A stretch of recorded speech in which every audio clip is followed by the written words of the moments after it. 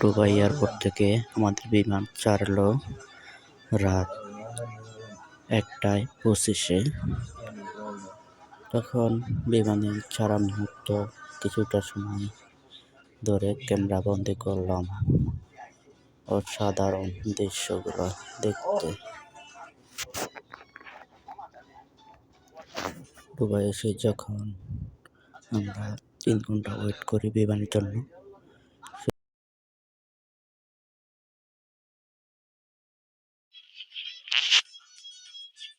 বিমানে বসে 4-5টা ভিডিও করলাম। এটা হলো দুবাই এয়ারপোর্ট। বিমানে বসে বিমানের বাইরের দৃশ্যটা ক্যামেরায় বন্দি করলাম। অসাধারণ দৃশ্য দেখতে পাচ্ছি। বিমান যখন গুড বাই দুবাই, ওয়েলকাম।